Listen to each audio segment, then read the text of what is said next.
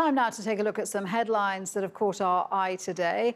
The Republican National Convention, of course, has kicked off its first day with Donald Trump officially renominated as its presidential candidate. The New Yorker reports that the few days running up to the convention, which is seen as one of his last major events before the November election, have been rather eventful for President Trump.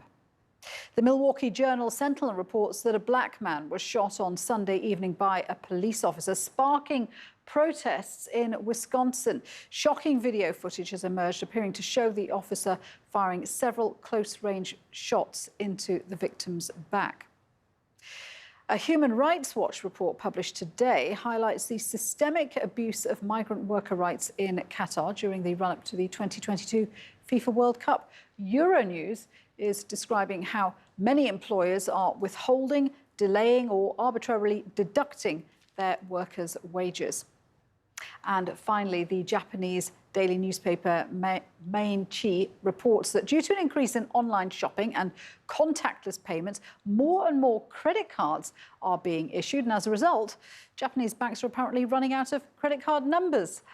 Here with me to review those stories are French-Algerian journalist Nabila Ramdani and political commentator and journalist Joe Phillips. Ladies, good to have you with us. Well, let's start with the Republican convention underway. Trump formally endorsed as a Republican candidate. No surprise there. But, Joe, there's a lot riding on this for Trump, isn't there? Because so many things have gone wrong for him over the past few months.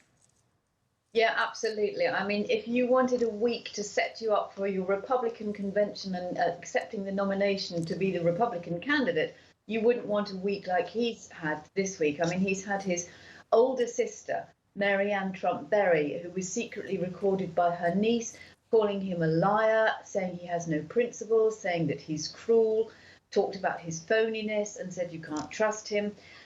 We then had Kellyanne Conway, who is one of the few people who stayed at the White House since 2016. She's leaving at the end of this month to spend more time with her family. We all know what that means. And interestingly, it's her family, her husband and teenage daughter, who've been highly critical of the president. And I think that will lead to, more rumours about the dysfunctionality of the White House. Steve Bannon, his former chief political strategist, was arrested last week as well. And so it goes on. So, the Republican convention is going to be a difficult one for him, I think. Yeah, and Nabila, how do you think it's going to compare to the Democratic National Convention we saw, which President Trump has said, in his opinion, was deeply boring? Say that I myself found that Joe Biden was at times quite bumbling a bit, and dare I say, boring. I have to agree with that. But what we can be certain of is that this year's Republican Party National Convention will once again be dominated by one man, and that is, of course, Donald Trump. I mean, the Republican Party, or God's own party, as it is often referred to, is barely mentioned nowadays in the context of the US administration, and predecessors like the Bushes were very much described as Republicans all the time. But Trump, of course, is a maverick president, and he does his own thing. And he will show up on each night of the convention. And when he's not grabbing the limelight, one of his relatives will be. He evidently craves attention, and a big convention is a great way for him to achieve it. And he'll be hoping that a big TV performance will allow him to win back disillusioned moderate Republicans and independents. And it has to be said that Trump is a much better showman, even though he's often hated as much as he's adored by his base. Yeah, the New Yorker is billing it as the all-Trump, all-the-time Republican National Convention. Here's one thing I don't know whether they're going to be talking about at the convention. This is the story about the protests in Wisconsin after a video appeared which appears to show police shooting a black man in the back. I haven't actually seen this video, but we have got it lined up. Let's just have a quick look at it.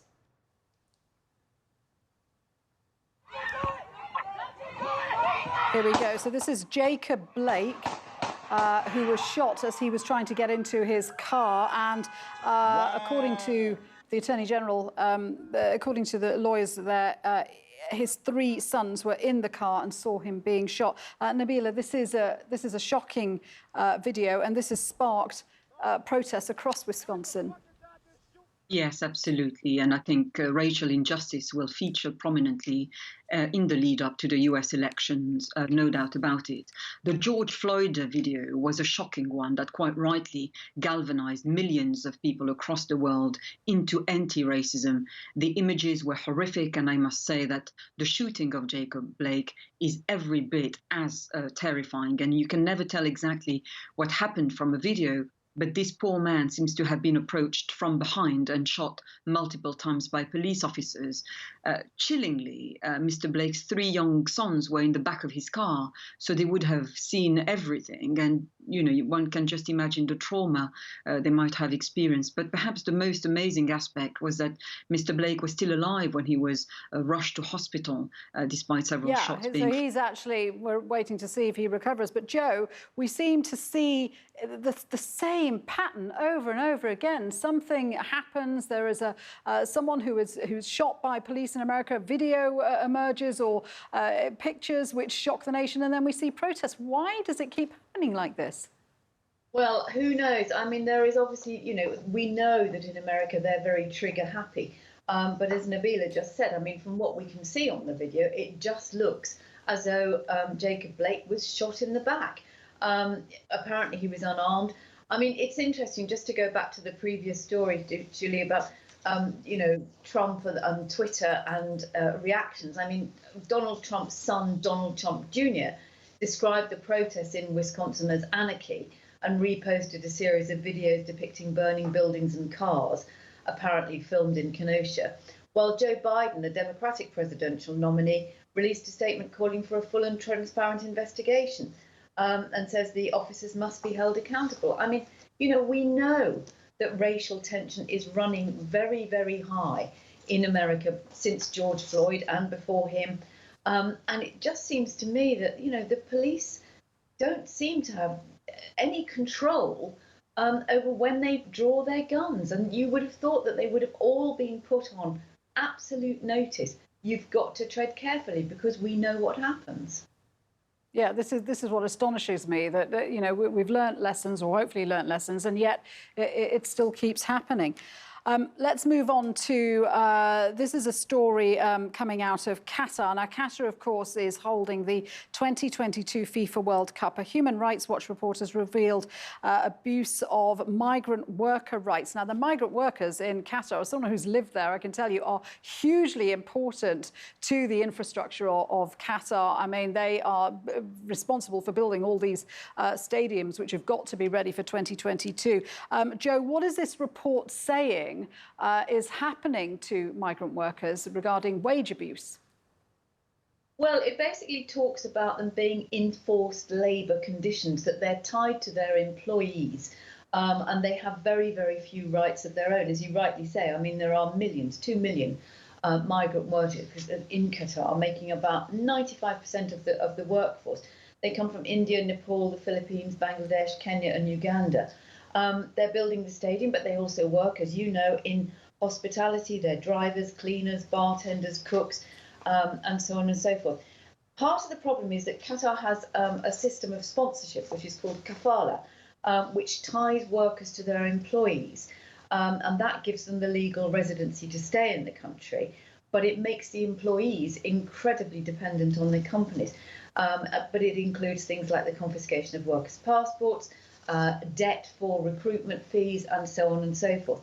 Now, we know that Qatar has tried and is making baby steps to improve it. In 2014, there was an absolute outcry about several investigations into the treatment of migrant workers.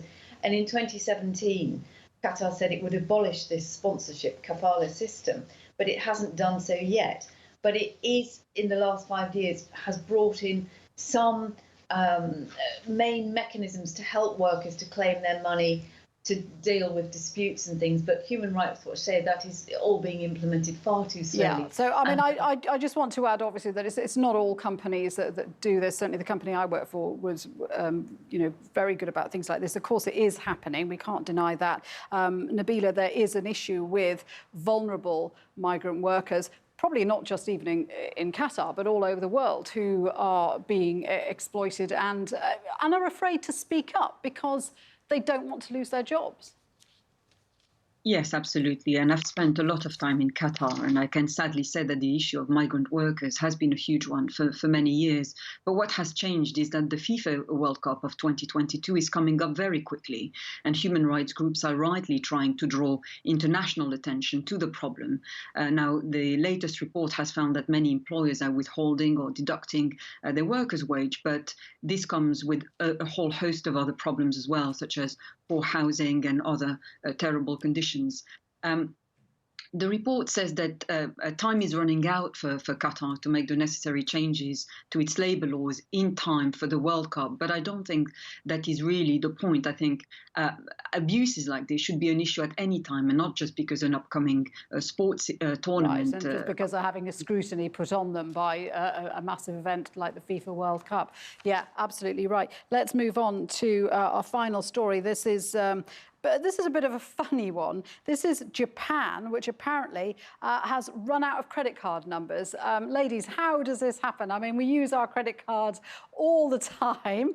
I would never think that it was a problem, that numbers would run out. Who'd have thought it? I mean, we've had shortages of toilet paper, we've had shortages of all sorts of things. And who'd have thought we'd ever run out of numbers?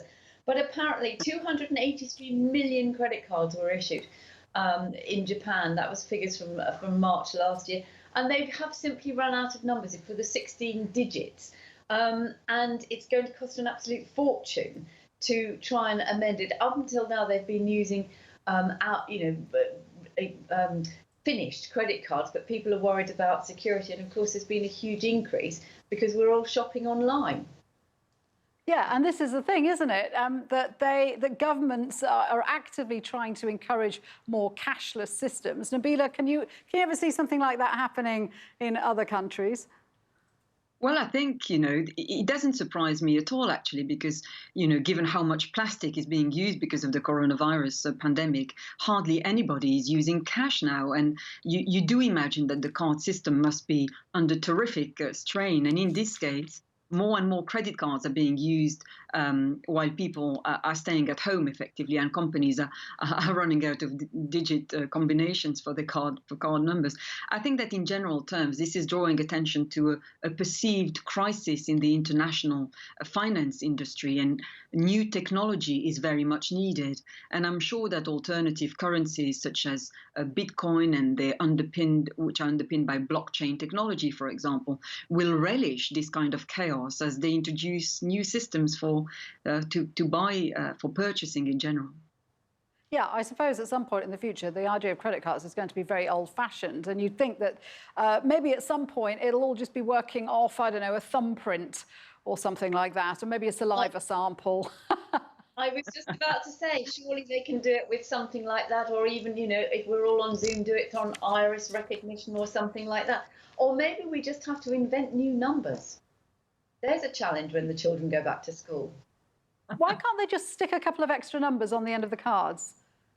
Oh, because apparently it doesn't work because they've got to be compatible with other card systems. So 16 numbers is the magic number, apparently. Brilliant. Ladies, thank you Sorry, Nabila, I didn't mean to cut you off there. Thank you very much indeed for joining us for this edition of Behind the Headlines. Great to see you as ever, Nabila and Joe. And that's it for this edition of Behind the Headlines.